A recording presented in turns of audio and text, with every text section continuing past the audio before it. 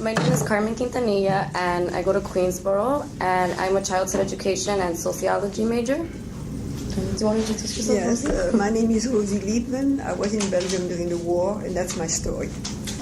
So Rosie was born in Belgium, in the capital, January 25th, 1933. And her father was a tailor, and her mother helped him at the tailor shop. It was right next to their house. And it was a poor neighborhood, but Rosie told me she never felt deprived. She was still very happy with her life. She lived with her mom, her father, her older sister, who's 7 years older than her, and her younger brother, who was 3 years younger.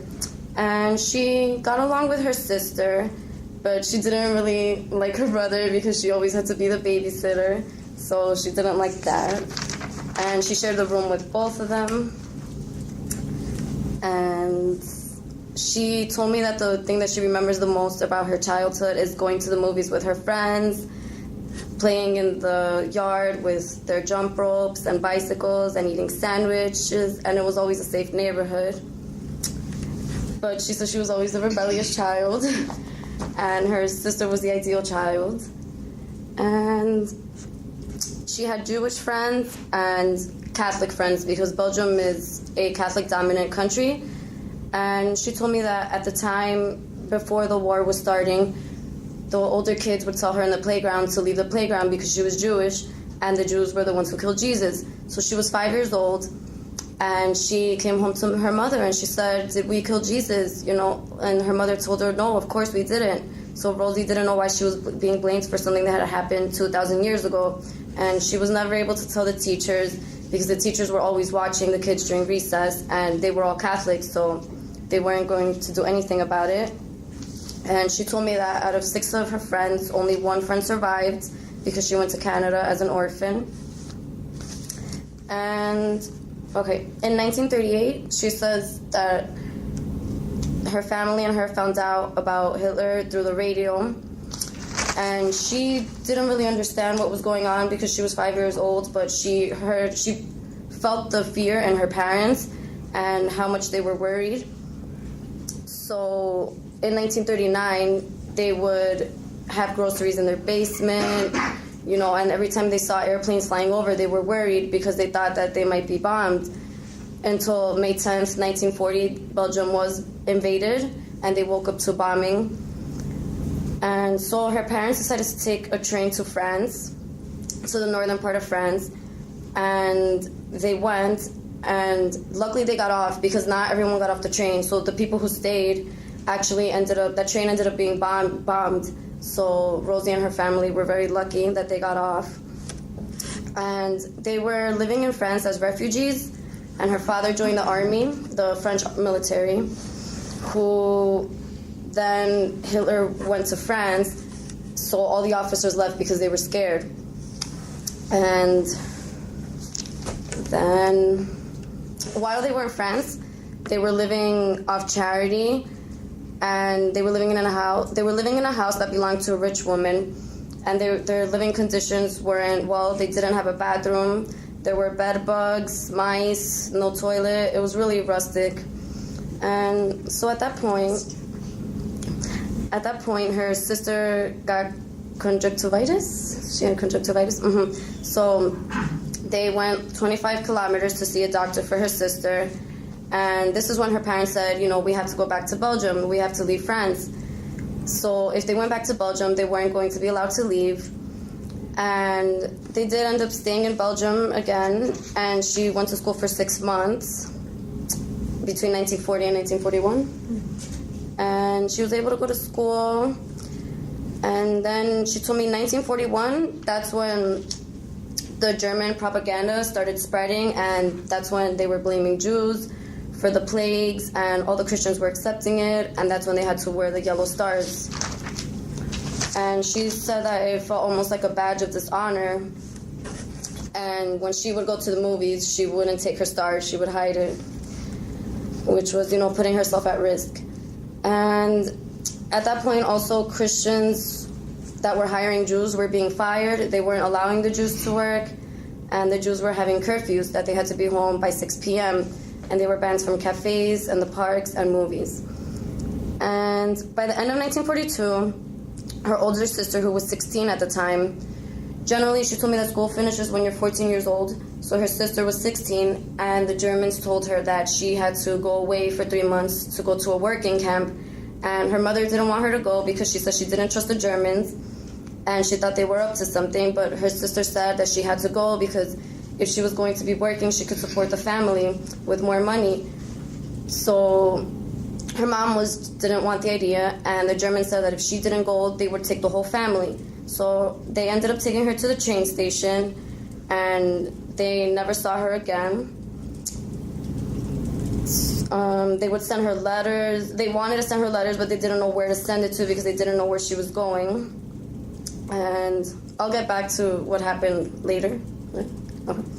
And at that point, her parents took her and her younger brother to a potato farm family, a family that owns a potato farm. And her and her brother were staying in the attic. And for morning, the family would give them half a slice of bread for breakfast and a baked potato for lunch.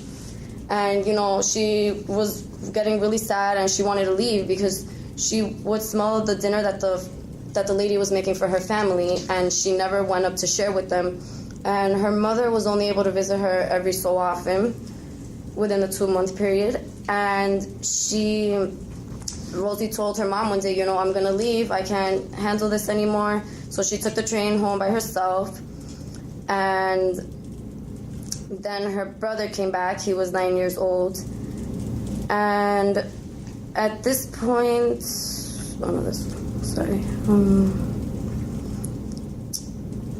okay, I'm going to tell a story that she told me that happened to her one day while she was back at her house with her parents. She says that her parents would never sleep at night because they were always worried that the Germans would come, so they would take naps during the day. And one time she sneaked out and she would watch the children over several blocks away. And she said she was watching them play, and 2 German soldiers were walking towards her, and one of them pointed at her. And she said she was so scared, she thought that they were going to kill her and her whole family. And the German soldier came up to her and patted her on the head and said in Yiddish, which she understood some of it. Oh, German? Oh, but it was similar? You still understood it? Sorry. And she still understood it, and, she was able to pass. They thought she was German because he said, she looks just like my little sister. So at that point, she said she would never do anything like that, and she never told her mom about it. She said she would never put her family at risk like that. And her mother would take her to Jewish neighbors' houses where they would listen to the news. And they only heard about the German losses, so they never heard about what they were actually conquering. And at that point, that's when they learned that the concentration camps were concentration camps, not working camps. And then the Germans invaded her avenue, and her house was the last one on the block. So they had already invaded, but they hadn't gone to their house yet. So her mother decided that her mother could pass as German, so she went to find out if they could rent a house somewhere else. And she left, and then Rosie's little brother asked if he could go to one of his friend's house to pick up a comic book. So her little brother went, and Rosie wanted to go pick up a reading book at another friend's house. So when Rosie was walking back, she saw a Turkish girl standing over by a canal around their house, and she told her, "Don't go into your house because the Germans went in and they're taking your parents." So the girl's mom told Rosie to go with her, and the father didn't want her because she was going to put the whole family in danger. So she took her back to the cafe where an underground man offered to take her. So she went with him that night, and she said he kept drinking, so luckily he fell asleep. But the next morning he said he didn't want her anymore. So he took her back to the cafe where the classmate's mother was there, and her mother showed up at the cafe as well. At the cafe? Mm-hmm. Or at the house? Her mother showed up there as well, and she said, "Come home with me," And what Rosie told me was that she felt, when she saw her mom, she was happy, she was shocked, but she was also ashamed because she didn't worry, throughout the whole time that she was at her friend's house for the night and at the man's house, she was worried about herself. She didn't worry about her parents. So she felt like she was ashamed of that. And her mother ended up telling her that her little brother was picked up by a gypsy, and that's where he had stayed, and that the Germans had come to their house to try to take them. But since the door was really thick to their house, they weren't able to get in. They broke in through the tailor shop because the door was really weak. But when they came to their house, they tried to take it down with an axe, and they couldn't. So they hid in the pigeon coop, and they waited, and that's when they went to pick up Rosie and her brother the next day. So Let me ask you a question. When Rosie was telling you the story, how did she feel? Was she excited? Was she frightened? Was she bored? In which certain part? When you heard Rosie telling you her story, how do you think she felt? She was really frightened, and she was in tears when she was telling me about her sister, who How do you feel was about sent off. How do you feel about it? I felt sympathetic for her because, her sister basically gave up her life for the family. Because if not, the Germans would have taken her whole family. But instead, her sister went by herself. Okay, now, let me ask you another thing. You're going to graduate in another few years. You go and become a teacher. Mm-hmm. And let's say 20 years later, you're the teacher of the year. And you're picked out down there. And you're thinking about what would you remember and want to tell your students about what you learned with Rosie?